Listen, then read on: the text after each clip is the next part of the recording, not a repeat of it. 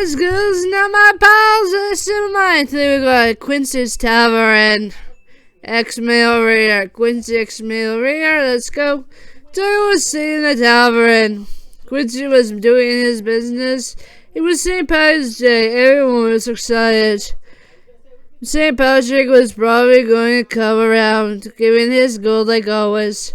So he was sitting down, minding his own business, watching as people wander around.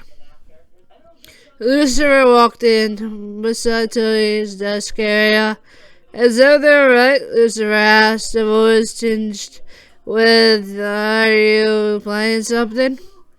"What do you mean?" Doris said, watching as Lucifer cleans up one of his glasses.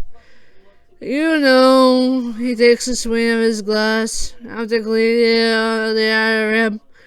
"The whole I don't believe in St. Patrick." "I do, it's just why are people getting so excited about him?" "Don't you say," watching as Lucifer shrugs his shoulders. "Don't know the guy, probably because I never knew him." Lucifer said, watching as Tilly looks at and let's pause there. Looks at Quincy while doing more talking about St. Patrick's. "Yeah," Quincy said. "Patrick's going to show himself. You're like always in my tavern." Tony looked down. "St. Patrick ain't going to show, right?" Quincy looked at Tony's score. He didn't know Tony was having a bad day. "What happened?" Quincy walked by, leaving Telia to deal with everyone. "Nothing," Tori said, looking down. "I've been more worried about the missions than dealing with St. Patrick," Tori said, rubbing his chin. "You don't need to be worried," Quincy said, watching as Tori looks down. "The problem is, Quincy, I don't know if St. Patrick's going to show up. He has children to deal with. I wonder if he goes to taverns." "Oh, yeah, he will," Quincy said.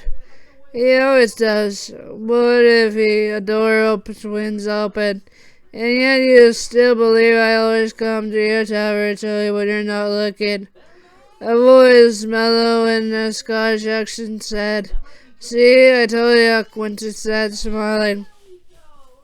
"Hey, St. Patrick," everyone bellowed out. The man smiled and walked in and gave each person of the tavern folk a gold piece. "As always, a lucky gold piece from my stockage," St. Patrick said, smiling.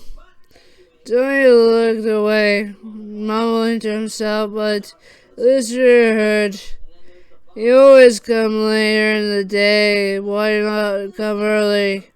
He turned to said to St. Patrick, who mumbled out, "I always wanted to see the tavern at Quincy for myself and see how it's going. Seeing you here is a shocker how you love Quincy so much." Tony looked away from St. Patrick and looked at Quincy. "I'm leaving," Tony said, getting up from his spot. Quincy looked at him. "Why?" "If St. Patrick's here, I'm sure they have to go." The leprechaun smiled. "Why the long face?" he said in a willow. "I never thought for you to leave in a hurry." "Oh, you know me," bustling indeed. "I don't really need to be here when you're always there," Tony said, his accent pitched and perfect. He didn't want to deal with Patrick after all. Patrick looked at him, smiling so powerful. He knew Tony was hiding something great. "You're not stealing my gold this time, Patrick," Tony mumbled out. His voice, knowing that his mentor's gold is what Patrick wanted. "Oh, come on, sir, I didn't want your master's gold. That was the last time. You keep trying to steal it when the goblin," Tony pointed out to his ally, trying to give it to him 20 times a day. Oh yes, that goblin of yours. He tried to do it again until Quill stopped him. Typical, Tony mumbled out. That gold is mine.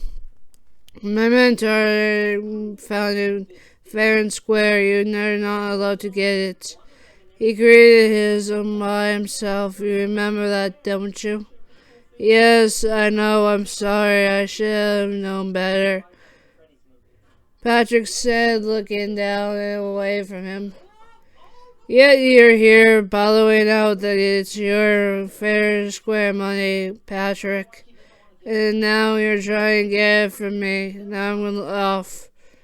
Leave me alone and never come back or look up near me. It is by the law that you're not allowed 10 feet away around me. Toya said, getting up and walking out. Quincy tried to stop him. What did he really do, Patrick? Quincy said, watching as the man sized those lucky coins were actually... He stopped himself. They were his master's coins? You're basically stealing from him? I didn't know that it was. Typically, I let them give away the coins that his master had. And yet you're giving it to complete strangers. Good idea. That Tony doesn't find out about this. Too late. He already does, Lucifer said. Watching as Tony was standing by the door. He already forgot something that something dropped out of his hand. So the goblin did give you my master's coins. The lucky ones. When do you hear all of it? Yeah, you promised you'll never steal my master's lucky coins. Well, you see, Tony now get in front of the leprechaun, St. Patrick, and grab him by the throat. Are you truly St. Patrick, or are you his dud? What do you mean? The real St. Patrick will understand the reason why to never steal from my master. Only a student will do that. Emil chuckled. So you failed me again, my student. Emil looked shocked and disguised himself as St. Patrick was against the rules. Emil, known as the real St. Patrick, smiled. You can do whatever with him, I don't care, the real St. Patrick said, smiling. Patrick here needs to know his place, St. Patrick said, smiling. Yes, old man, Toya said, smiling evilly and cracking his knuckles right in front of Pat's face. Pat looked shocked, watching as St. Patrick smiled. Don't try to disguise yourself as me next time. You know the rules. Don't steal money from someone that is willing to repay differences from us. Leprechauns, Patrick said, smiling. Watch as the man smiles back. I knew it was you and your student should have known better, Patrick, sir. Yes, I should have known as well that he stole from you. All the people looked shocked and gave Quincy the money back. We are sorry, we should have known better. Everyone said, giving the coins to Quincy, who smiled and bowed. Thank you for returning our coins. And looking at the bad Pat, my leprechaun, who was looking down at Sally. Patrick, now giving the real coins, smiled. Here's the real coins, everyone. And I am the real St. Patrick leprechaun, not my student here, points to the downcasted leprechaun. Sawyer smiled. Now let's go out, shall we, Pat? Pat shivered, knowing who he was.